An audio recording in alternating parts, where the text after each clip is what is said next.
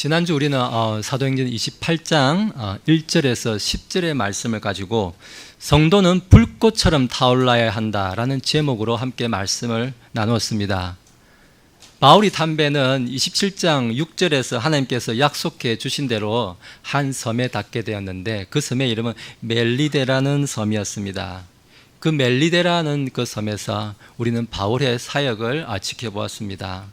바울이 섬기는 일, 또 독사에게 물렸던 일, 보블료의 아버지를 치유해 주었던 일, 그런 섬기는 일과 함께 또 그에 대한 이 멜리데 사람들의 그 반응하는 모습들을 보면서 우리는 하나님께서 사람들에게 복음을 전하실 때 어떻게 전하는지 이런 일들을 좀 살펴보았습니다.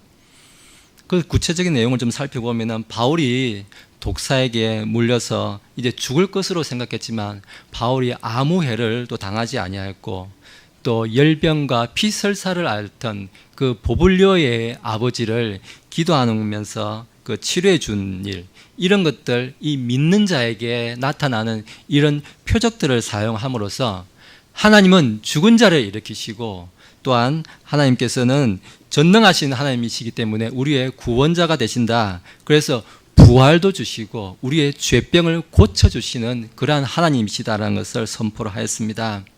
그리고 우리가 끝으로 멜리데 섬 사람들의 그런 어떤 처음에 이렇게 섬에 사람들이 상륙했을 때 보여줬던 그런 친절과 같은 이런 작은 믿음의 불씨가 이렇게 있었을 때에 믿는 사람들 뿐만 아니라 믿지 않는 사람들까지 하나님께로 이렇게 돌아오게 하는 믿음의 불꽃을 일으키는 그러한 일로 우리가 나타난 것을 보면서 우리 교회도 이 멜리데 사람들처럼 이 어두워진 나라에 우리가 이 믿음의 불꽃을 일으켜서 이 정말 불꽃처럼 뜨겁게 타오르는 그러한 교회가 되어야 되겠다. 우리가 그러한 말씀을 함께 나누었습니다.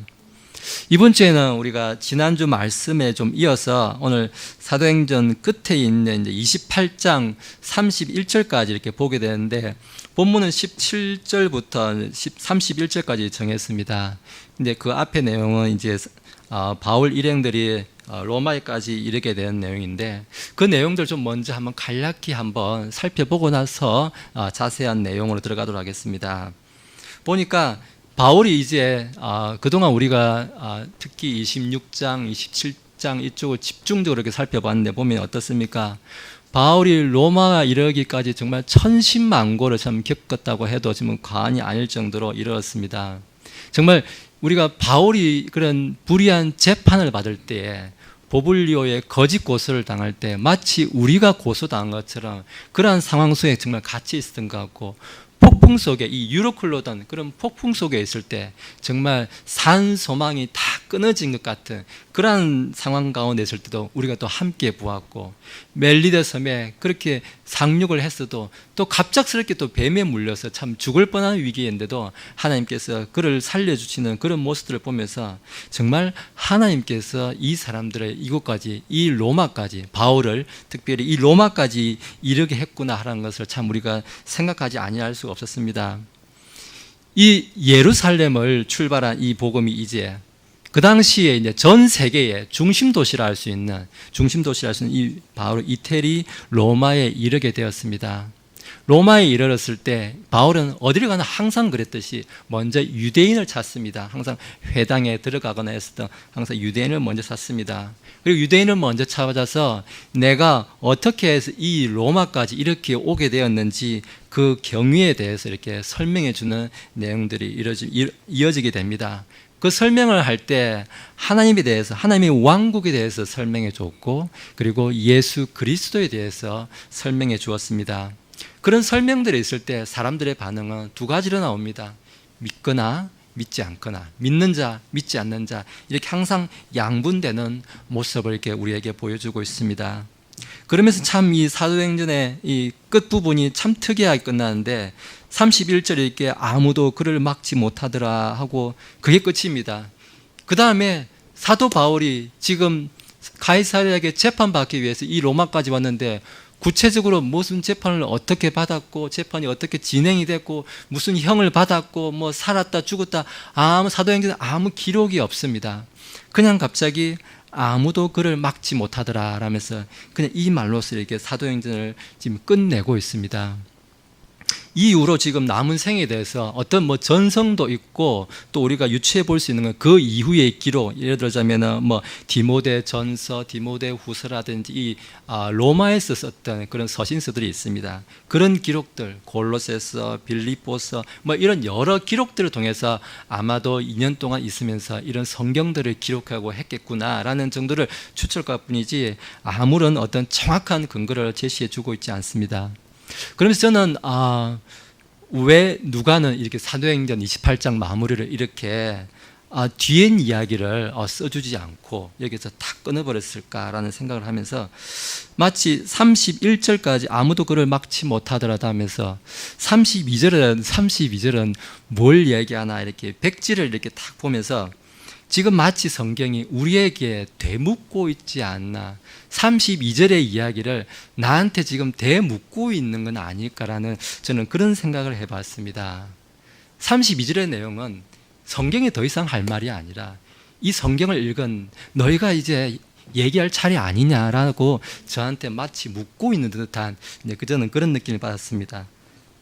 그렇지만 우리가 한 가지 분명한 것은 이 31절에 보니까 바울이 끝에 바울이 전한 복음을 아무도 막지 못하였다는 것이고, 그것으로 인해서 지금 복음이 이 땅, 이 동쪽 지구의 맨 극동 지역이라고는 있고 이 대한민국까지 복음이 전해졌다는 것입니다.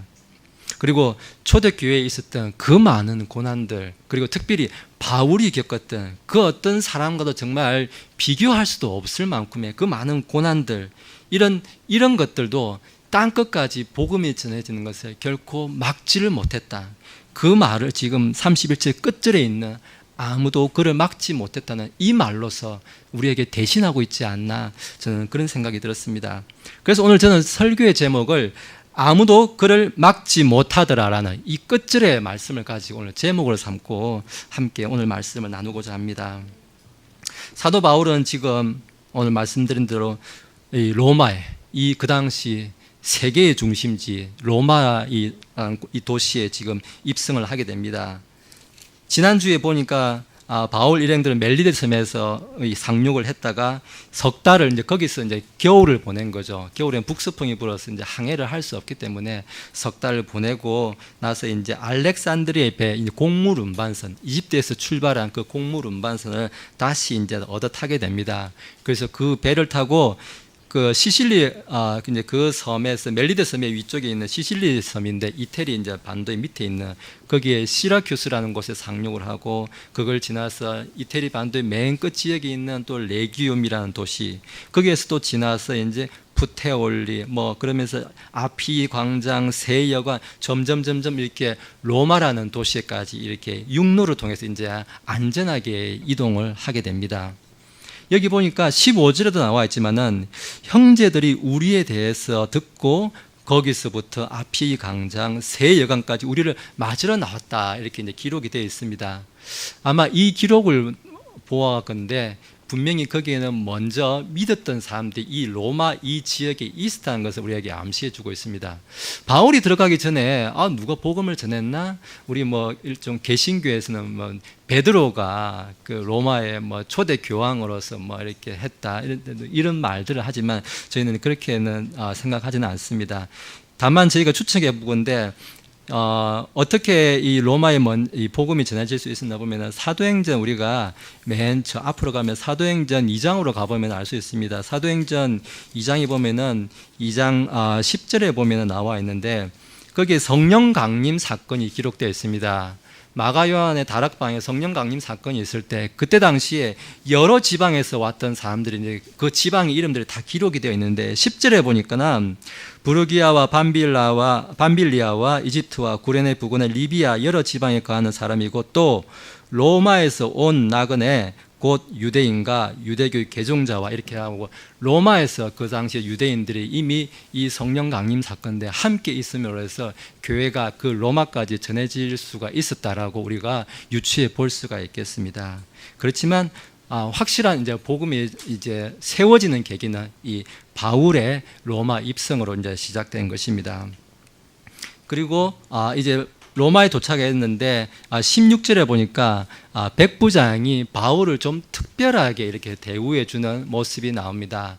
다른 제수들은 그 호위 대장에게 넘겨주는 반면에 그 백부장 율리오 백부장은 그 바울을 특별히 그 바울을 지키는 군사와 함께 따로 거하게 합니다. 이 기록에 보면은 특별히 뭐 감옥에 어떤 특별한 감옥에 가뒀다 나오지 않고 오히려 30절 저 끝에 가면 30절에 가면은 바울이 자기 셋집에서 만 2년을 거하며 이렇게 자기에게 오는 모든 사람을 받아들이고 기록이 되어 있습니다. 셋집에서 살았다고 되어 있거든요. 감옥에서 세 내고 사는 죄수는 아마 월세 내고 사는 죄수는 아마 없을 것 같습니다. 그래서 이거는 감옥에 있었다고 우리는 생각할 수가 없을 것 같습니다. 분명히 셋집에서 일반 가옥인데 군사가 함께 있었다는 것은 아마도 가택, 요즘을 치면은 가택 연금 상태 정도 뭐 그 정도라고 우리가 생각할 수 있을 것 같습니다. 그러면서 사람들이 오는 것을 방해받지 않고 복음을 마음껏 전할 수 있는 상태. 뭐 말만 길지 사실 뭐 자유의 몸이 아닌가 그러한 생각이 될 정도로 지금 백부장 율리오가 바울을 특별히 대우해 주는 모습을 보여주고 있습니다. 아마 저라도 그랬을 것 같습니다. 그 폭풍 가운데서 바울이 보여줬던 그 리더십 덕분에 폭풍에서 살아남았고, 그리고 멜리데 섬에서도 어땠습니까? 뱀의 그 독사에 물려서 당연히 사람들이 그 섬 사람들을 봐서 죽을 줄 아는데 죽지 않고, 보블리오의 아버지를 그 피설사와 열병을 앓는 그 아버지를 치료해 주는 모습을 봤을 때 누가 그 바울을 그냥 다른 제수들과 동일하게 이렇게 대우할 수가 있겠습니까? 누가 보더라도 지금 율리오 백부장은 제가 아마 생각했을 때는 지금 바라기도 그렇고 제가 추측하기도 이미 이제 율리오 백부장은 지금 믿고 구원받은 사람이 아닌가 싶을 정도로 바울을 지금 특별히 대우하고 있습니다. 지금 그러면서 지금 보니까 사도행전을 우리가 이렇게 쭉 지켜봤는데, 사도행전을 보면서 저는 돌아보면서 우리가 제가 어제 세어보니까 몇 번 설교했는데 사도행전만 오늘로서는 딱 10번째 하더라고요. 사도행전 2장부터 해가지고 10번 했는데, 물론 이 사도행전을 다 다루지는 못했습니다. 다 다루지는 못했지만 그래도 제가 지나가면서 그래도 중요한 거, 특별히 저는 이 사도행전은 사도 바울이 저는 주인공이라고 생각을 하거든요. 그래서 사도 바울은 사실 12장까지는 베드로와 특히 요한, 다른 사도들을 중심 이야기고, 13장부터는 9장에서 회심한 바울을 중심으로 한 13장부터 이게 28장까지는 다 바울 이야기입니다. 바울 이야기. 이 바울 이야기에서 중점을 맞춰서 이렇게 봤는데, 이 보니까 이게 결국 한마디로 요약하면 이 사도행전이 무슨 이야기인가? 결국 사도들을 중심으로 한 복음을 전파한 이야기인데, 또 다른 각도로 마치 생각해 보니까 우리가 그동안 읽었던 우리가 앞에 기록들을 보니까 마치 유대인들이 복음을 거부한 기록이 아닌가, 저는 그런 생각이 좀 들었습니다. 그 재판 한 번도 아니고 벨릭스 총독, 베스도 총독, 아그리빠 왕 앞에서 끊임없이 고소하고 죽이려고 하고 했던 그런 거 보면서, 그리고 가는 지역마다 유대인들이 복음을 거부하고 듣기 싫어하고 스데반을 잡아다가 이렇게 순교하게 만들고 하면서, 이 사도행전의 기록이 복음이 전해지는 기록과 함께 유대인들의 복음을 거부한 기록이 아닌가, 또 저는 그런 인상을 받았습니다. 그러면서 저는 이 말씀을 좀 읽게 됐는데, 사도행전 우리가 제일 앞에 가면은 사도행전 1장을 가보면은 1장 8절에 보면은 예수님께서 하신 말씀이 있는데, 오직 성령님께서 너희에게 임하신 뒤에 너희가 권능을 받고 예루살렘과 온 유대와 사마리아와 땅의 맨 끝 지역에 이르게까지 나를 위한 증인이 되리라. 저는 이 말씀을 해주셨는데, 이 말씀대로 사도행전 2장으로 바로 넘어가자마자 성령 강림 사건으로서 이런 사건이 생기면서 예루살렘에서 시작한 이 복음이 유대인들의 온갖 반대를 겪으면서 유대, 사마리아, 그리고 소아시아, 마케도니아, 그리스, 아테네, 고린도 지역, 이제 최종적으로 이 유럽의 시작이라 할 수 있는 이 이태리, 로마까지 들어온 것입니다.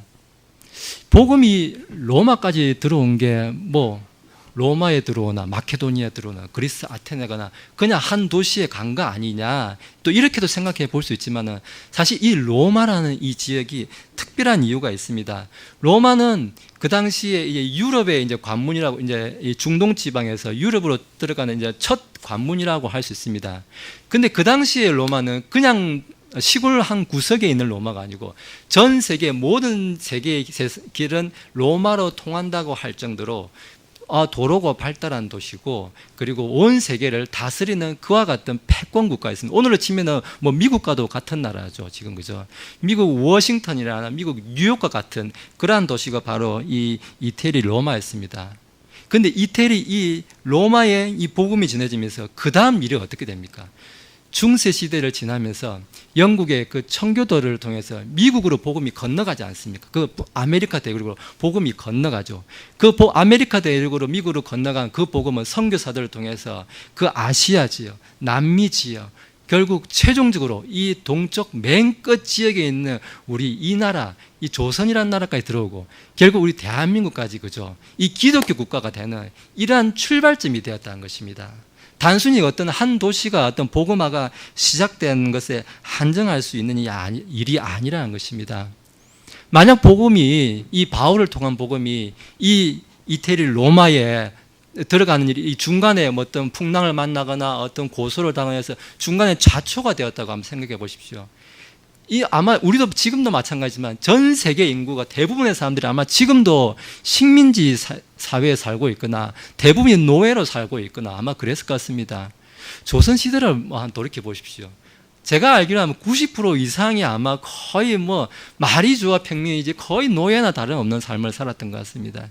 거의 1%는 될 걸 만한 양반들이 자기들 전부 다 차지하고 그 외의 사람들은 정말 인간 이하의 삶을 살고 있지 않았습니까? 기록에도 나와 있지만은 이 당시 AD 약 60년경, 65년경 이 당시에도 이 이태리 로마, 이 로마 지역 그래도 문명이 좀 발달했다고 하는 이 이태리 로마도 인구가 그 당시 로마에 한 200만 명이 살고 있었다고 하는데 거기 한 100만 명, 그 절반은 다 노예였다고 합니다.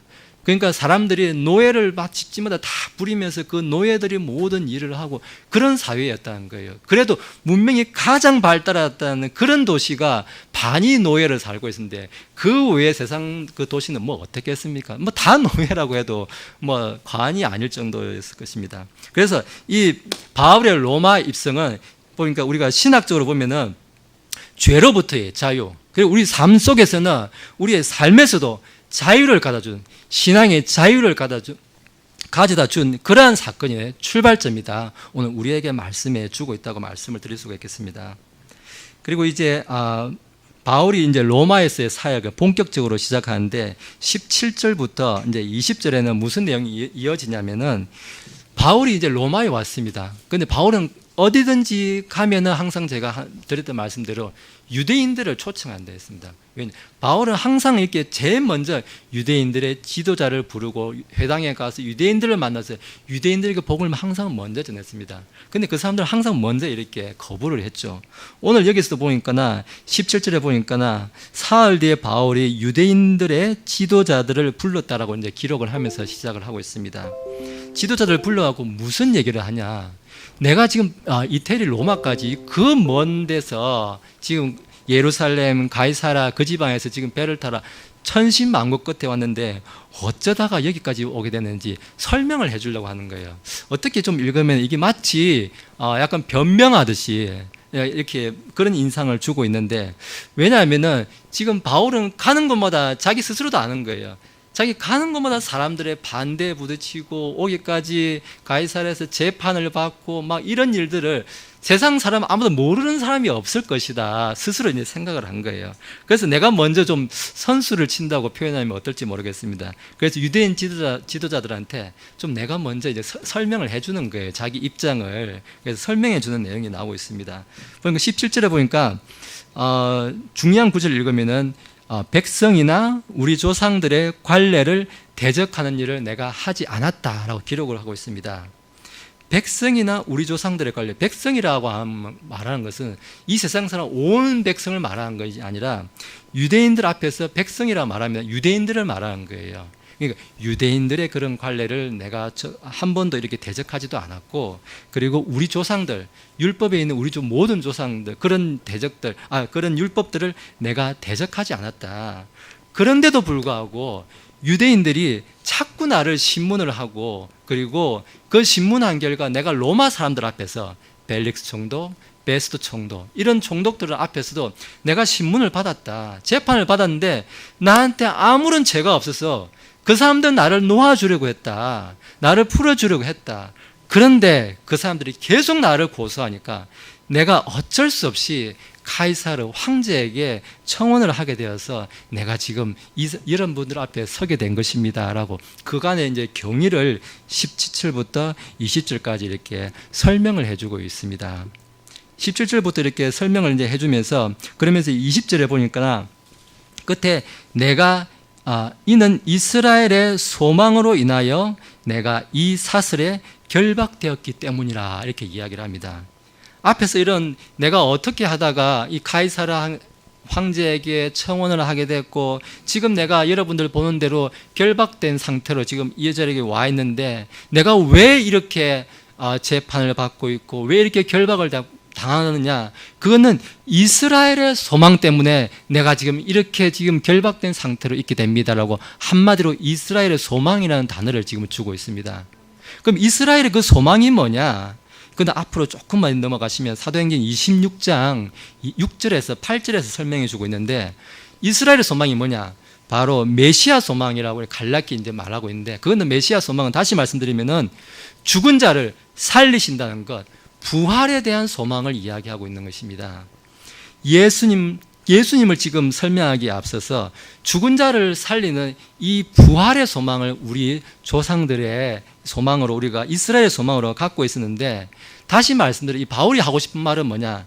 예수님을 이스라엘에게 하나님께서 주신 메시아이다, 예수님께서 메시아로 우리 가운데 주셨다. 그게 무엇으로 입증됐냐? 바로 부활하는 일, 죽은 자를 살리는 일, 이 일을 통해서 우리에게 입증을 해주셨다. 지금 그 얘기를 바울이 이스라엘의 소망이라는 그 한 단어로 이야기해주고 있는 것입니다. 그러면 자꾸 이 바울은 이스라엘의 소망이라는 이 말로 가지고 예수님이 부활했으니 예수님이 우리의 메시아다, 이 말을 하는데, 그러면 다 좋습니다. 근데 그 예수님의 부활, 그게 뭐가 그리 중요합니까? 그냥 살아났나 보네요 라고 지나가면 안 됩니까? 그렇게 지나갈 수 있는 일이 아니라는 것입니다. 예수님의 부활의 그 의미가 뭐냐? 첫 번째로 이거는 13장, 사도행전 13장 38절과 39절에 보면 나와 있는데, 예수님이 부활의 의미는 첫 번째 이유는 예수님을 통해서 우리가 죄들의 용서를 받았다는 것입니다. 예수님의 그 십자가 사건의 대속의 사건을 통해서 우리의 죄가 다 제거가 되고 예수님이 우리의 죄를 다 없던 일로 치우셨다는 것입니다. 그래서 예수님의 부활이 중요하다는 것입니다. 우리의 죄는 예수님의 십자가 대속의 사건으로 제거가 되었다. 그게 첫 번째 이유고, 두 번째는 모세율법. 우리 조상들이 그렇게 목매고 그렇게 중내산해했던 그 모세율법으로는 결코 우리가 의롭게 되지 못한다. 오직 이 예수님의 십자가, 이 예수님의 십자가 은혜로만, 이 예수님을 통해서만 우리가 구원받을 수 있다, 의로움을 입을 수 있다, 율법으로 되는 것이 아니다. 지금 이 두 가지를 예수님의 부활의 중요성으로서 우리한테 지금 바울이 이야기해주고 있는 것입니다. 지금 제가 말씀드렸던 이스라엘의 소망, 예수님의 부활, 이런 것들 좀 복잡할 수 있는데 좀 한 문장으로 다시 말씀을 드릴게요. 하나님은 예수님을 부활을 시켰습니다. 우리가 다 잘 압니다. 그리고 예수님이 그 부활을 통해서 우리에게 메시아임을 하나님이 확증해 주셨다는 것입니다. 그리고 그분을 통해서만, 이것을 믿는 믿음을 통해서만 우리가 의롭게 된다. 이것이 바로 한마디로 이스라엘의 소망이라는 것입니다. 오늘 이 말씀으로서 이렇게 바울이 지금 이 이스라엘의 소망이라는 이 짧은 단어 안에 이 많은 말을 이야기해 주고 있습니다. 그런데 21절과 22절 보면 참 재미있는 반응이 나오는데요. 이 로마 유대인 지도자들의 반응이 21절과 22절에 나온, 제가 읽어드릴게요. 그들이 그에게 이르되 우리는 유대로부터 너에 대한 편지를 받지 아니하였고 또 형제들 중에 누가 와서 너에 대하여 조금이라도 나쁜 것을 보이거나 말하지 아니하였느니라. 그러나 우리는 너로부터 내가 생각하는 바를 듣고자 하노니 이는 이 분파로 말하건대 그것이 어디에서나 비방을 받는 줄 우리가 알기 때문이라 기록합니다. 보니까 이 유대인들의 반응이 뜻밖의 반응을 보입니다. 바울이 자기가 이제 이 로마까지 이르게 된 사건을 이렇게 구구절절 이렇게 이야기합니다. 내가 전혀 죄가 없다는 것이 재판 과정으로 다 입증이 되는데 유대인들이 하도 고소를 해서 내가 카이사르한테 청원을 하고 여기까지 오고 내가 이렇게 갇힌 몸이 되고 내가 결박된 이유가 그 이스라엘의 소망, 메시아를 소망하는 그런 일 때문에 내가 이렇게 갇히게 됐다. 이 긴 이야기를 했는데 로마에 있는 유대인 지도자들의 반응은 우리는 너에 대해서 그렇게 들은 게 없는데 뭘 또 그렇게 이야기를 하십니까? 라는 마치 약간 엉뚱한 반응이 나옵니다. 우리는 당신에 대해서 뭐 나쁜 이야기 들은 거 없다. 그 유대나 그런 사람, 예루살렘으로부터 특별히 너에 대해서 안 좋은 이야기 들은 것도 없다. 들은 거 없지만은 우리가 가만 보니까 다른 거는 못 들었지만은 바울 네가 어디를 가는 데마다 네가 사람들에게 부딪히고 가는 데마다 사람들이 비방을 받는 것 같더라. 근데 우리는 그게 좀 궁금해서 이렇게 지금 너한테 지금 온 거다라고 이야기를 하고 있습니다. 사실 바울은 어떻게 보면은 좀 굳이 먼저 이야기를 안 해도 될 뻔한 상황이었는데 여기 지금 상황을 보면은 유대인들의 반응을 보면은 유대인들은 특별한 나쁜 감정이 있어서 온 게 아니고 그냥 이 바울이 가는 데마다 사람들이 반대하고 뭐 폭동도 일어나고 소요도 생기고 하니까 도대체 네가 하는 말이 무슨 말을 하고 다니길래 그런지를 우리는 그냥 궁금해서 왔다. 좀 보면은 뭐라고나 할까요? 좀 시골에 있지 않고 이 도시에 살아서 그런지 좀 사람들의 생각이 좀 객관적이고 좀 이성적으로 이렇게 로마에 있는 유대인들은 좀 반응하는 것을 보여주고 있습니다. 그래서 바울이 이제 그렇습니까? 하고 이제 좀 눈치를 챈 것 같아요. 바울이 이제 본격적으로 하나님의 복음을 선포하는 장면이 23절부터 이어집니다. 23절 제가 읽겠습니다. 그들이 그를 위해 한 날을 정하고 많은 사람이 그에게 나와 그의 숙소로 들어오니 그가 아침부터 저녁까지 모세의 율법과 대언자들의 글을 가지고 예수님에 관하여 그들을 설득하며 그들에게 하나님의 왕국을 풀어 설명하고 증언하니라 이렇게 기록하고 있습니다. 모세의 율법 그리고 대언자들이 한결같이 가리키는 사람이 한 사람이 있었는데 그 사람이 누구냐? 모든 기록은 다 예수님을 전하고 있었다. 그리고 그 예수님을 통해서 예수님이 다스리시는 하나님의 왕국을 우리에게 가르쳐주고 있었던 것이라고 먼저 이야기하고 있습니다. 그 내용이 또 보면은 앞에 우리 사도행전 26장 22절과 23절을 읽으면 나와 있는데 제가 22절, 23절을 읽겠습니다. 오직 대언자들과 모세가 반드시 일어나라고 말한 그것들만을 말하노니 그것은 곧 그리스도께서 고난받으실 것과 죽은 자들로부터 일어나야 할 첫사람이 되사 백성과 이방인들에게 빛을 보이시리라 이렇게 이야기하고 있습니다. 보니까 그리스도 곧 메시아는 고난을 받으시고 부활하셔서 백성들, 특별히 이 유대인들을 이야기하는데 이 유대인 백성들과 이방인들에게 빛을 보여주시는 분이시다라는 것을 이야기를 하고 있습니다. 바울 사실 이렇게 이야기한 거 지금 제가 여러분 듣기에도 그렇지만 제가 느끼기도 그렇습니다. 말만 들었지 계속 똑같은 말하고 있습니다. 예수님이 부활하셨다. 부활하셨기 때문에 그분이 메시아이다. 우리의 죄를 대속하셨다. 이것을 믿는 믿음으로써 우리가 구원받는다. 부활하신 예수 그리스도, 한마디로 말하면 바울이 전하는 복음이 뭡니까? 부활하신 예수 그리스도, 부활하신 예수 그리스도. 계속 똑같은 말만 한 거예요, 사실은. 그죠? 제가 돌이켜보면은 계속 똑같은 말을 한 거예요. 예수 그리스도, 부활하신 예수 그리스도. 그것만 전했습니다. 우리 앞에서 재판받는 과정에서도 보면 아그리빠 왕 앞에서도 뭐라고 이야기했습니까? 당신들은 어찌하여 죽은 사람이 다시 살아난다는 것을 믿을 수 없는 일로 생각하시나이까? 이렇게 이야기하죠. 계속 부활 이야기, 부활하신 예수 그리스도 그것만 전했다는 겁니다. 뭐 특별한 이야기 하지 않았다는 거예요. 이것만 전했다는 거예요. 근데 여기서 우리가 이렇게 좀 조심해야 될 부분이 있습니다. 바울이 전한 복음은 참 단순한 거예요. 예수 그리스도. 부활하신 예수 그리스도 얘기하는데 저도 은연중에 무심코 기도할 때도 보면 예수 그리스도의 이름으로 기도합니다. 이렇게 이야기 많이 합니다. 예수 그리스도. 얼핏 들으면 저도 이제 그 별 생각 없었는데 마치 예수님의 풀네임, 그 예수님의 전체 이름이, 제 이름이 이제 박천호, 영어로 하면 천호박 이렇게 하는데요. 예수님의 이름이 마치 예수 그리스도, 이름은 예수고 성은 그리스도, 마치 이렇게 이해하시는 분이 있을 수가 있습니다. 저도 사실 은연중에 그냥 무심코 이제 그렇게 생각했다기보다 약간 그런 의미로 쓰지 않았나라는 생각이 들었습니다. 단순히 이것은 우리가 예수님의 그냥 풀네임 이름이라고 생각하면 그건 좀 오해입니다. 이거는 신앙 고백인 것입니다. 예수 그리스도란 말이란 뜻은 예수님이 우리의 그리스도라는 그런 뜻입니다. 그걸 줄여서 그냥 예수 그리스도 하는 거지, 예수 그리스도가 이름이 아니에요. 마태복음 21장에서 보면 아들을 낳으리니 이름을 예수라 하라 했지 예수 그리스도라 하라고 이렇게 기록 안 하고 있습니다. 분명히 예수님의 본명은 풀네임은 예수님, 예수의 예수. 그래서 우리 예수님 부르는 거지, 예수 그리스도 할 때는 예수님이 나의 그리스도가 되십니다. 그리스도는 뭡니까? 기름 부은 자, 메시아, 우리의 왕으로 오신 예수님이 나의 구원자 되십니다. 이것을 고백하는 신앙 고백인 거예요. 그래서 지금 바울이 전한 것은 부활하신 예수 그리스도, 부활하신 나의 메시아, 예수님은 나의 메시아 되십니다. 지금 이 말을 그 짧은 말 안에 다 담고 있는 이야기입니다. 지금 그래서 우리 어제 서울 광화문 광장에서 태극기 집회도 있고 했습니다만은 지금 우리가 계속 기도 가운데도 이야기하는 그 차별금지법, 이게 얼마나 무섭냐면요. 차별금지법이 통과되면은 예수 그리스도는 이 말 자체가 위협을 받는다는 겁니다. 예수님이 그리스도다. 그 말 뭡니까? 아까 좀 전에 말했듯이 예수님만 구원자시고 예수님만 우리의 주가 되시고 예수님이 기름 부음 받으신 자, 우리는 그렇게 말하지만 믿지 않는 다른 사람들은, 그 사람들은 마호메, 부처, 웬가 잡단, 잡신들 가지고 우리랑 똑같이 주장할 거 아니겠습니까? 그죠?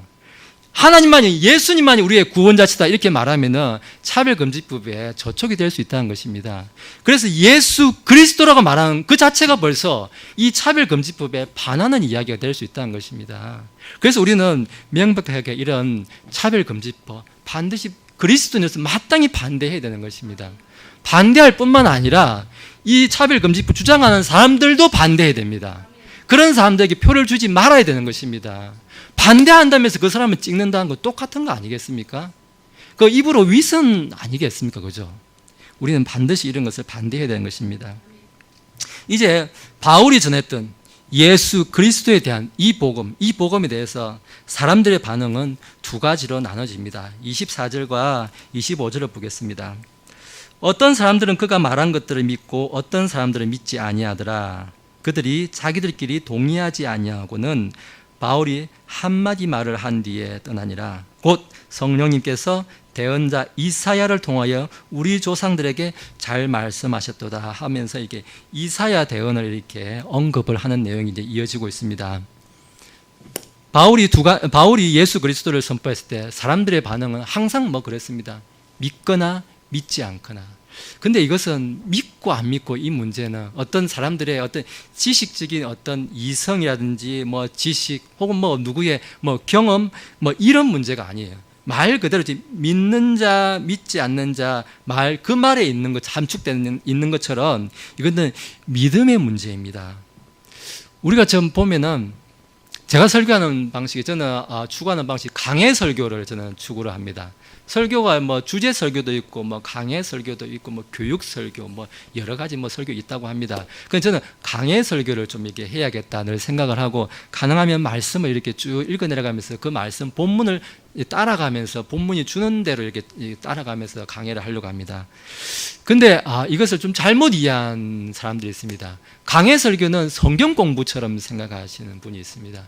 마치 성경 지식을 이렇게 한 개 한 개 알아가는 게 그게 강해 설교 아닌가.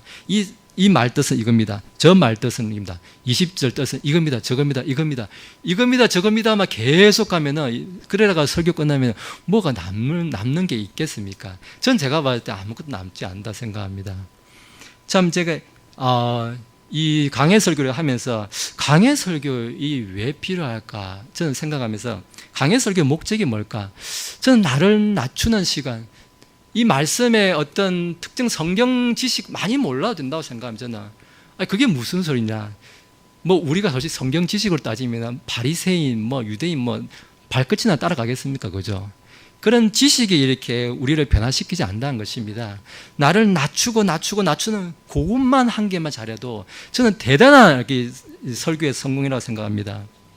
저도 이게 신학원, 이제 사랑침대교 신학원 하면서 제가 느꼈던 게 뭐냐면은 사람들이 이제 신학원 하면은 성경 공부만 하거든요. 성경 공부만 하면은 사람들이 뭐 이거 맞고 틀리고 막 이렇게 하는데 거기 가운데 보면은 이제 교회 출석한 지 이제 교회란 자체를 한 1년도 안 다니신 분들이 막 교회 오자마자 갑자기 이 필 받아가지고 해야겠다고 막 들어오신 분, 한 몇 달 전까지만 해도 절에 다니시던 분이 교회 온 6개월도 안 돼가지고 신학원 하시는 분들도 있고 막 그랬거든요.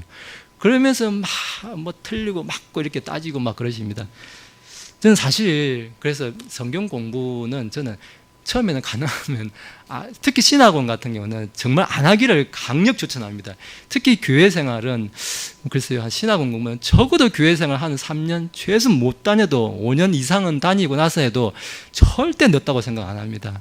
괜히 이 잘못된 그런 그 마음 바탕 위에 그 기초가 쌓이지 않았는데, 땅이 지금 다져지지 않았는데 콘크리트 건물 딱 올리면 어떻게 되고요? 그냥 조금 있어 바로 넘어가 버립니다.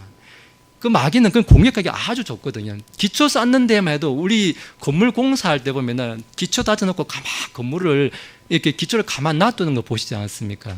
왜 전 시골에서 그런 거 봤는데 저수지를 지을 때 그러더라고요. 저수지 뚝을 한 5m, 10m 정도 쌓아놓고 그래 놓고 1년을 놔두더라고요. 아니 공사를 하다 말고 왜 저렇게 놔두고 저 언제 마무리를 저러고 있지 하는데 그 공사하는 사람들이 그러더라고요. 흙이 깔아앉고 땅이 다져지고 비바람 맞고 이렇게 지구 중력에서 땅이 가라앉을 때까지 가만 놔둬야 된다고. 제일 밑바닥은 제일 이 지구 중력에서 깔아앉고 그렇게 다져져야, 비바람 쐬고 다져져야 그 위에 이제 돌도 올리고 흙도 올리고 했을 때 이 밑에가 안 무너진다.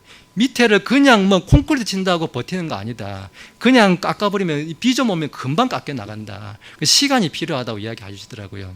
그래서 저도 보면은 우리가 성경 공부하는 것도 뭐 좋지만은 성경 공부하고 성경 많이 안다고 해서 믿음 잘하는 거 저는 오히려 반대로 갈 확률이 굉장히 많다고 생각합니다. 그래서 좀 이런 거를 좀 조심을 했으면 참 좋겠다는 생각이 들었습니다. 그래서 좀 보면 스펀지도 이렇게 그렇지 않습니까? 스펀지에 물이 있는데 이 스펀지를 이렇게 꽉 짜가지고 물에 담그면 물을 쫙 빨아당기죠. 근데 스펀지에 물이 꽉 차 있으면 물에 툭 담그면 그냥 풍덩하고 물을 더 이상 못 빨아당깁니다. 이 그릇도 보면 좀 비어 있어야 뭐가 들어갈 게 있죠. 오만 때만 그릇 이런 거를 꽉 채워가 있으면은 그게 뭘 붓는다고 뭐가 부어지겠습니까? 이게 스펀지가 흡수력이 없지 않습니까? 보면은 이 믿지 않는 자들의 마음이 좀 이런 마음이 아닐까. 뭔가 좀 꽉 다른 걸로 채워가지고 이 들어올 게 없는 상태로 만들어 놓고 그러고 나서 뭐가 들으면 그냥 다 튕겨 나가버리는 거예요. 다 반사돼 버리는 거예요. 오늘 저는 이 24절과 25절에 있는 이 사람들이 믿지 않는 사람들의 이런 반응을 보면서 좀 우리의 마음을 좀 비워가는, 저는 설교를 통해서 여러분들 성경 지식도 아는 것도 좋지만 그보다도 좀 나를 비워가는, 좀 이 말씀에 대해서 좀 기갈하고 갈증을 느끼고 나를 좀 애통하는 심정, 이것을 느끼는 시간이 되면은 저는 설교의 효과가 충분히 있었지 않았나, 그런 생각을 해봤습니다. 그러면서 이 지금 믿지 않는 유대인들에 대해서 바울이 지금 이스라엘 상태가 어떠한지를 26절과 27절을 통해서, 그러니까 이건 다시 말씀드리면 이사야서 6장 9절과 10절을 인용하면서 이야기해주고 있습니다. 제가 읽겠습니다. 26절 보니까 이르시되 이 백성에게 가서 말하기를 너희가 듣기는 들어도 깨닫지 못하며 보기는 보아도 알지 못하리라. 이 백성의 마음은 무디어지고 그들의 귀는 듣기에 둔하며 그들은 눈을 감았나니 이것은 그들이 눈으로 보고 귀로 듣고 마음으로 깨달아 회심하여 내게 고침을 받지 못하게 하려 함이라. 참 무서운 말씀입니다. 그들이 회심하여 자기 죄들을 용서받지 못하게 하려 함이라. 이게 무슨 말씀이죠? 용서받게 해줘야 되는 거 아니에요? 왜 용서받지 못하게 하려 함이라, 이렇게 반어법인가요? 뭔가 이렇게 좀 어려운 말씀을 주십니다. 얼핏 들으면 좀 이해하기 어려운 말씀일지 모르겠는데, 사실 이 말씀 저는 예전에 한번 설교해서 예레미야 우리가 1장 가지고 이렇게 제가 이야기할 때 한번 말씀드린 기억이 있는데, 이것은 간단히 말씀드리면은 지금 이 말씀하신 말씀은 그 말씀의 목적, 용서받지 못하게 하려 함이라 하는 이 목적을 말하는 것이 아니고 결과적으로 용서받지 못하게 된다는 그 결과를 지금 이야기하고 있는 것입니다. 좀 풀어서 이야기하시면은 하나님께서 사람의 마음을 딱딱하게 한 것이 아닙니다. 하나님께서 우리 사람의 이 귀를 귀먹게 하거나 우리 눈을 가리신 게 아니라는 것입니다. 하나님의 말씀을 우리가 사람들이 들었을 때 그것을 믿고 그것을 따라야 되는데, 그것을 고의로 하나님의 말씀은 내가 귀 막고 눈 막고 이렇게 거부했을 때 결국 자기 죄들을 용서받지 못하게 된다는 그 이야기를 이 말씀으로서 반대로 이야기해 주고 있는 것입니다. 그래서 사람들이 하나님의 말씀을 자기가 거부했을 때 이 말씀처럼 자기 죄들을 용서받지 못하게 된다, 이 말씀을 우리에게 주고 있는 것입니다. 그런데 지금 이사야서 6장 9절에서 10절의 말씀을 지금 인용을 하고 있으면서 여기서 우리가 좀 신학적으로 보면은 크게 이제 갈라집니다. 개신교와 이제 우리 이제 독립교회가 이제 크게 갈라지는데, 이사야서 6장 9절과 10절만 읽으면 안 되고 바로 밑에 11절까지 보아야 되는 거예요. 11절 보면 뭐라 기록되냐면은 이사야가 그래서 하나님께 다시 되묻습니다. 눈먼 일이 생기고 용서받지 못하게 하려 함이라. 그게 끝이 아니라 이사야가 묻습니다. 그러면요, 그때가 언제까지입니까? 언제까지 눈물게 되고 용서받지 못하는 때가 이어집니까? 다시 되묻는 그 장면이 나옵니다. 여기에 대해서 이제 답을 주는데 로마서 11장 25절에 가면 정확히 나오고 있습니다. 그건 이방인들의, 우리 같은 이방인들을 말하는 거예요. 이방인들의 그 충만함이 이럴 때까지, 이방인들이 다 구원받는 그때까지 이방인들의 때까지 이런 유대인들의 그런 눈먼 일이 생긴다는 것입니다. 그때가 언제냐? 바로 예수님의 재림 때라는 것입니다. 예수님이 다시 오시는 그 재림 때까지 모든 이방인들이 다 구원받는 일이 생기는데, 그때 이방인들의 수가 다 채워진다는 것입니다. 다 채워지고 그때까지는 유대인들이 이 눈먼 일이 생기고 7년 환란기 때 다시 유대인들이 하나님께로 돌이키는 그러한 일이 생긴다고 지금 이사야서 6장 9절에서 11절의 말씀이 우리에게 지금 이야기해 주고 있습니다. 근데 참 우리가 안타깝지만은 제가 다른 지금 개신교나 이렇게 비난하는 것이 아닙니다. 저도 사실 어릴 때부터 장로교에서 자랐고요. 지금도 제가 장로교 미워하거나 전혀 그렇지 않습니다. 제 집 가족들 다 지금 장로교고요. 그렇습니다. 그렇지만 이 장로교나 감리교 가보면은 다 그런 것 같습니다. 제가 보기에는 이스라엘 대체 신학이라고 이렇게 이야기하죠. 우리 교회가 이스라엘을 다 대체했다. 이 이사야서 6장 9절 10절에 있는 것처럼 이스라엘은 그냥 다 끝났다. 심지어 신천지도 좀 그렇더라고요. 보니까 신천지도 보면은 대전은 마띠아 지파라고 적혀 있는 것 같은데, 그 신천지 건물 지나가다 보니까, 제가 신천지 교회 갔다 온 건 절대 아니고요. 그래서 차 타고 지나가는데 제가 눈이 워낙 시력이 좋아가지고 지나가면서도 보이더라고요. 그 마띠아 지파라고 적혀 있는데 자기들이 12지파 중에 하나라는 거예요. 그리고 14만 4천에 들어야 된다 그렇게 주장하고 있죠. 그래서 이스라엘 대체 신학이 뭐냐? 하나님께서는 반드시 이스라엘을 회복시키신다고 하는데 자기들이 이스라엘이라고 하는 건 이거는 성경을 잘못 이해한 거다. 그러면서 이 신약 시대에는 하나님께서 세 부류의 사람을 주세요. 그건 어디에 있냐면 고린도전서 10장 32절에 가면 나오는데, 고린도전서 10장 32절에 보니까 유대인들에게나 이방인들에게나 하나님의 교회에나 어떤 실족거리도 주지 말되 이렇게 나와 있는데, 유대인이 있고 그리고 이방인이 있고 그리고 하나님의 교회라고 되어 있는 이 교회, 이 세 부류의 사람들이 신약 교회는 있다는 것입니다. 그래서 우리가 만약에 이스라엘이면 누가 이방인입니까? 도대체 우리 이방인에 있던 우리가 싹 빠져버린 누가 이방인 됩니까? 우리는 이방인 맞습니다. 이방인이면서 교회인 거예요. 그리고 유대인이 있죠. 유대인이면서 또 교회일 수가 있는 거예요. 유대인도 교회일 수가 있습니다. 지금 100% 유대인이 100% 하나님을 모르는 건 아닙니다. 근데 상태로 봐서는, 지금 상태로 보면, 뉴스로 보면 상태로 보면은 거의 제가 봤을 때 99%가 하나님, 예수님을 믿는 건 고사하고 하나님을 안 믿는다고 해도 거의 과언이 아닐 정도가 싶을 정도로 지금 저 상태는 거의 에스겔스에 있는 마른 뼈, 같은 그러한 상태에 있는 것은 사실입니다. 그러나 반드시 이사야서 6장 11절에 있는 것처럼 반드시 이스라엘을 하나님께서는 회복을 시키신다고 우리에게 약속을 해주고 있습니다. 이 지금 믿지 않는 이 유대인들의 반응에 대해서 사도 바울이 이제 28절과 29절에 대해서 이야기하고 있습니다. 28절, 29절 제가 읽겠습니다. 그런즉 하나님의 구원이 이방인들에게로 보내어진 것과 그들이 그것을 들을 줄을 너희가 알라 하였더라. 그가 이 말들을 하며 유대인들이 떠나서 자기들끼리 큰 논쟁을 벌이더라. 이렇게 기록하고 있습니다. 지금 유대인들 반응 아마 예상을 했겠지만은 유대인들 선민의식에 그냥 꽉 들어차 있습니다. 자기들만 사람이고 자기들만 구원받고 구원이 어떻게 이방인에게 있을 수 있느냐. 사도행전 10장에서 고넬료가 구원받는 사건이 있었음에도 불구하고 끊임없이 이 바울의 우리 전도 여행 이런 거 보면은 계속 거부한 것들 보면은 유대인들은 진짜 말씀 그대로 이사야서 6장 9절에 10절 이 예언된 그대로 이방인들의 때가 충만할 때까지는 아마 제가 봤을 때는 진짜 안 믿을 것 같습니다. 저는 이걸 보면서 28절, 29절에 있는 이 유대인들의 반응을 보면서 저는 늘 항상 같습니다. 이런 구절 읽을 때마다 누가 생각하냐? 우리 바로 독립침례교회를 저는 생각합니다.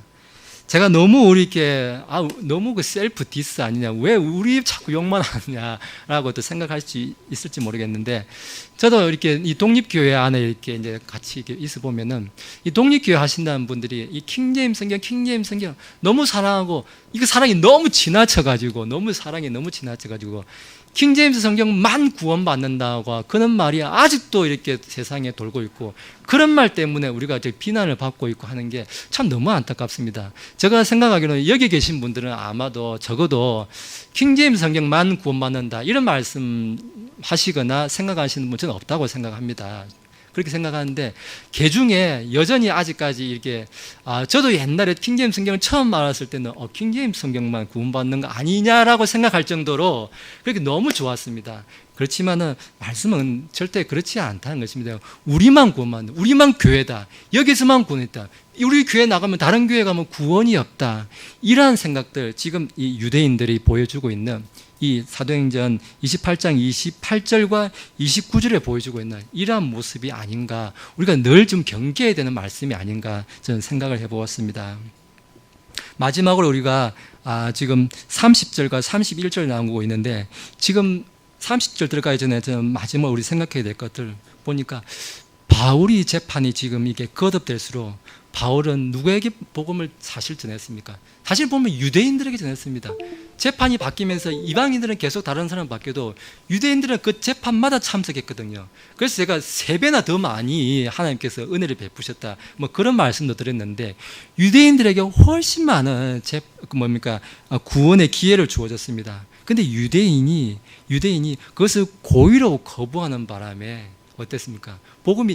유대인이 계속 거부하니까 복음이 계속 쫓겨가잖아요. 쫓기고 지금 어디까지 왔습니까? 로마까지 온 거 아닙니까? 로마까지. 그죠? 결국 그 유대인들을 거부하는 그것 때문에 쫓기다 와가지고 이 로마까지 온 게 아닌가 저는 생각하면서, 참 이것도 하나님께서 우리 이방인들에 대한 참 크신 은혜가 아닌가. 그래서 아까 제가 28절, 29절 이야기하면서 우리 독립교회를 항상 우리가 생각할 때 좀 우리가 겸손함으로 생각해야 된다고 이렇게 말했는데, 말씀이 나한테 좀 지식이 뭔가 좀 있다, 내가 좀 안다 생각될 때 그 말씀을 그냥 다 물어버리고 너무 오랫동안 간직해가지고 내 속에서 그냥 그 말씀이 녹아져 버려가지고 다 녹아서 내 몸에서 영양분이 되어서 그냥 내 믿음의 행위로 나왔으면 그것만큼 좋은 게 어디 있을까, 저는 그런 생각을 또 해보았습니다. 마지막으로 끝으로 이제 30절과 31절을 제가 읽겠습니다. 30절 보니까, 바울이 자기 셋집에서 만 2년을 거하며 자기에게 오는 모든 사람을 받아들이고 전적으로 확신 있게 하나님의 왕국을 선포하며 주 예수 그리스도에 관한 그것들을 가르치되 아무도 그를 막지 못하더라 기록하고 있습니다. 바울이 전한 이 복음, 정말 세계사를 바꾼 이 복음 어디서 시작했냐면은 셋집에서, 셋방살이 집에서 시작을 했답니다. 셋집 하니까 저도 출발을 셋집에서 했습니다. 사실 처음에 전셋집, 반지하 전셋집에서 시작했지만 월세 생활도 해봤고요. 근데 제가 지금 말씀을 드립니다만 저는 월세 생각하면 지금 막 추억이 생각하느냐? 아닙니다. 짜증이 납니다. 월세 생활 뭐가 좋습니까? 솔직히 힘들었습니다. 근데 그 힘든 거가 있었기 때문에 제가 내가 오늘 지금 사는 게 내가 감사할 수 있지 않았나, 내가 그러한 속에 있지 않았다면 내가 오늘 참 이런 게 내가 감사할 수 있을까? 그냥 당연한 거 아니야? 왜 요즘에 보면 그렇지 않습니까? 이 부모님들이 자녀들 시집 장가 보낼 때 뭐 전세금도 한 개 마련해주고 뭐 있으신 분들 집도 한 개 마련해주면은 그런 거 보면은 뭐 당연한 거 아니야? 이런 표정을 받는 거 보면서 저는 사실 결혼할 때 진짜 한 장도 못 받았거든요. 10,000원짜리 한 장도 못 받고 그렇게 시작을 했는데 제가 그때 당시 이제 결혼할 때 2008년도에 결혼할 때 통장에 제가 120만 원 있더라고요. 근데 참 제 아내가 그 전셋집을 그때 당시 5천만 원짜리 반전세를 이렇게 구해왔더라고요. 자기 집 차였다고 반지에 5천만 원짜리인데 나 지금 120만 원 있는데 5천만 원짜리를 구해온 거예요. 이거 120만 원으로 결혼식도 해야 되고 집 전세도 해야 되고 신혼여행도 가야 되고 그러다가 뭐 하다 못해 반지라도 한 개 사야 될 것 같고 도대체 120만 원 갖고 뭐 하지 아무리 답도 안 나오는데 참 그때 생각이 참 많이 났습니다. 이게 보니까 이 셋집에서 시작된 거, 이게 저는 이 말씀 읽을 때 참 우리가 이게 어떤 좀 어렵고 좀 뭔가 내가 이거 가지고 뭘 해? 마치 이 군대에 가면 고참이 500원짜리 동전 한 개 주면서 이거 가지고 과자도 한 박스 사고 맛있는 것도 사고 남는 거다 너 생활 용돈에 마치 그런 기분이 들더라고요. 마치 지금 그런 거 아닌가 생각할 정도로 이 새빵살이, 바울이 새빵살이 하면 어떻습니까? 아까 보면 군사도 한 명 옆에 붙어 있어요. 감시도 하고 있어요. 뭐 자유롭다고 해도 뭐 자유로우면 또 얼마나 또 자유롭겠습니까? 설마 뭐 신라 호텔 같은 호텔에 살았겠습니까? 그죠? 그 갇힌 속에서 뭔가 자기 마음대로 할 수 없는 그런 어려운 상황에서 바울은 빌립보서, 골로새서, 디모데, 전서, 후서, 데살로니가 전서 이런 많은 지금 신약 서신들을 그 2년 동안 셋집에서 있으면서 우리한테 다 남겨줬다는 것입니다. 저는 이 말씀을 이렇게 보면서 참 이번 주 휴가 제가 휴가였다고 말씀드렸는데 저 휴가 이렇게 시작하면서 지난주 이제 토요일부터 휴가하고 일주일 나한테 있는데 막 혼자서 막 생각한 거예요. 그동안 못했던 막 책도 한 5권 읽어버리고 막 홈페이지도 만들어야 맞다. 홈페이지도 한 개 만들자. 막 설교도 한 10개 한 써놓고 좀 주말 좀 편하게 지내자. 이 말한 것 중에서 단 한 개도 못했습니다. 막 상상은 계속 매일매일 상상만 하는 거예요. 내일 하자. 내일은 진짜 하자. 내일은 진짜 하자. 내일 되니까 또 새로운 일이 생겨서 그거 싹 까먹고 또 다른 거 하자. 뭐 하자. 매일 생각만 하다가 토요일에 닥쳐갖고 제가 어제 밤 12시까지 제가 설교문 쓰다 왔거든요. 오히려 평소보다 더 못하겠더라고요. 여유가 시간을 많이 그냥 한 일주일 이렇게 확 줘버리니까 나 더 못하겠더라고요. 해야겠다 누워서 생각만 하고 있지 전혀 손도 까딱 안 하고 있었던 거예요. 제가 그러면서 지금 당장 내일이 예배인데 토요일에 그냥 왔더라고요. 일주일 다 지나고 그러면서 우리가 일상 가운데 있으면서 우리가 하나님 제가 좀 요것만 해주시면 좀 내가 뭘 좀 해보겠습니다. 좀 요것만 해주시면 좀 뭘 해주겠습니다. 이런 생각 좀 많이 합니다. 근데 막상 그래 한 개 필요하다고? 그럼 한 10개 줄게요. 10개 주면 더 안 합니다. 그냥 10개 그냥 10개 구경만 하다가 그냥 일주일 다 갑니다. 그냥 제가 이번 주에 그랬던 것 같습니다. 결론의 말씀을 좀 드리겠습니다.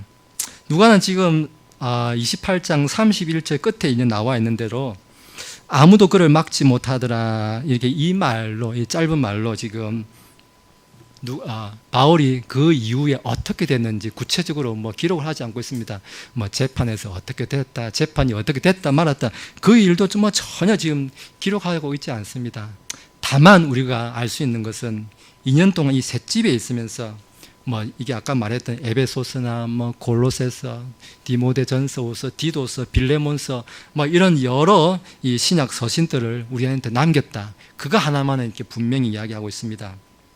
그러면서 사도행전이 보니까 사도 바울이 이게 끝나면서 이 사도행전을 좀 마무리해주는 뭔가 좀 멋진 말을 한 개 탁 남겨줬으면 참 고마웠겠는데 그런 말이 없어서 너무 좀 저는 아쉽더라고요. 그래서 그런 멋진 말 한마디 딱 남기면서 설교 끝나면 너무 깔끔한데 그 말을 아무리 찾아도 없더라고요. 지금 31절까지 읽었는데. 그렇지만 제가 사도 바울이 이 셋집에 있으면서 2년 동안 있으면서 있었던 그 서신서 가운데 디모데후서 2장 9절에 보니까 이 복음으로 인하여 내가 악을 행하는 자처럼 매이는 데까지 고난을 당하나 하나님의 말씀은 매이지 아니하느니라 이렇게 이야기합니다. 참 그 말씀이 매이지 않고 지금 이 지구 반대편 이 동쪽 맨 끝 지역에 사실 중동에서 반대로 이렇게 오면 동쪽으로 오면 우리나라가 훨씬 가까운데 이 중동에서 이 유럽으로 건너가가지고 아메리카로 돌아가가지고 태평양을 건너서 반대로 이렇게 복음이 전해져 왔거든요. 이 하나님의 말씀이 이 바울과 함께 하셨던 것처럼 전혀 매이지 않고 바울은 온갖 세상 사람들 속에서 말에 매이고 재판에 매이고 풍랑에 매였을지라도 하나님의 말씀은 매이지 않고 우리한테 다 전해졌다. 지금 이 말씀 이 한마디로서 바울이 하고 싶은 말은 다 하지 않았나. 너희에게 하나님의 복음이 충분히 전해지지 않았느냐. 충분히 전해지지 않았나. 그건 내가 지금 너한테 뭘 더 말해야 되냐. 네 복음 충분히 듣지 않았나. 지금 사도행전 1장부터 28장까지 충분히 전해졌다. 나는 충분히 전해졌다.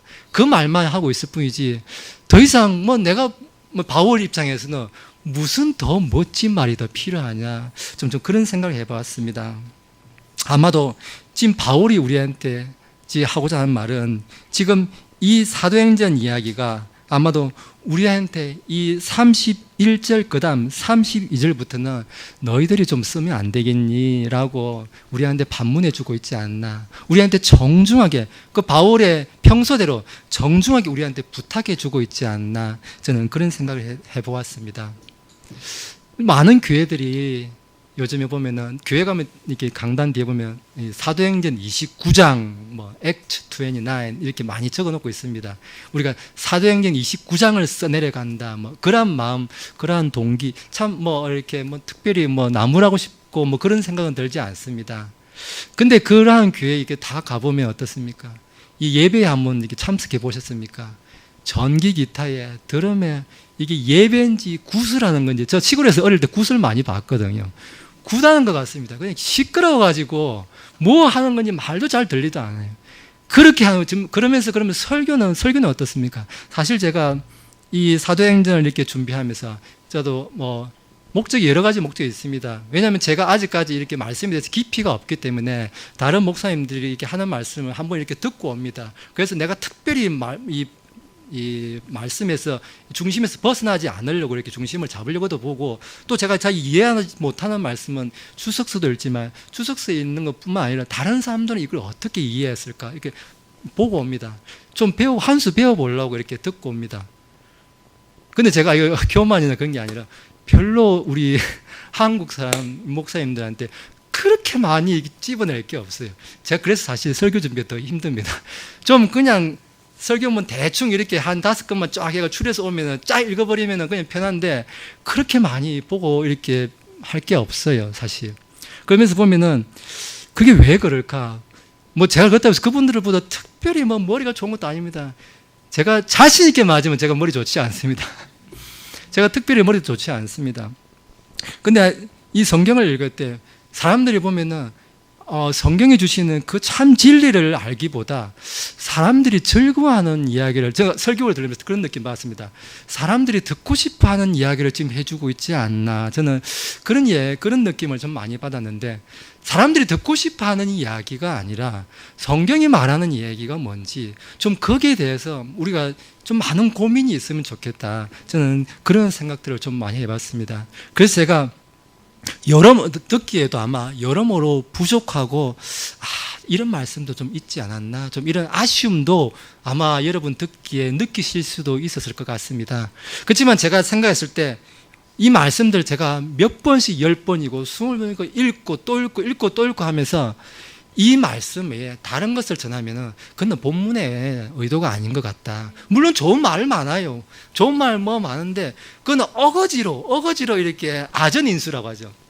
그냥 갖다 붙인 말이지 좋은 말 많이 하는 게 아니고 성경에 있는 말 딱 그거 그대로 하는 게 하나님이 우리한테 주신 사명이고 우리한테 주신 유익한 말씀이 아닐까, 제가 그런 생각을 하게 되었습니다. 끝으로 우리가 오늘 31절에 우리가 말씀을 읽으면서 오늘 설교를 마무리하고자 하면 31절 한번 다 같이 한번 읽겠습니다. 시작. 전적으로 확신 있게 하나님의 왕국을 선포하며 주 예수 그리스도에 관한 그것들을 가르치되 아무도 그것을 막지 못하더라. 아멘. 이 31절에 있었던 것처럼 바울이 어땠습니까?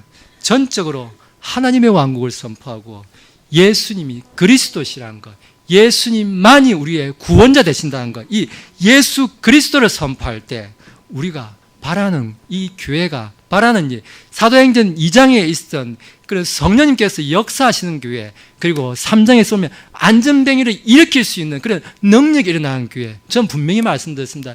야고보서에도 기록하고 있지만 이 시대에도 분명히 하나님께서는 사람들을 고치시고 사람들을 구원하시는 하나님이신 줄 저는 믿습니다.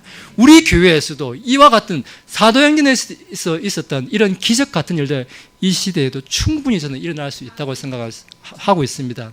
그런데 그런 것에 매이지는 마시고 다만 그런 것을 일으킬 수 있는 하나님을 믿고 우리가 정말 불꽃처럼 타올라서 오늘 이게 31절 끝에 있는 아무도 그를 막지 못하더라 하는 그 말씀처럼 우리 대전 반석 침례교회 아무도 막지 못하는 그런 교회가 되어야 되지 않겠나, 오늘 저는 끝으로 이 말씀을 드립니다. 예, 기도하시겠습니다.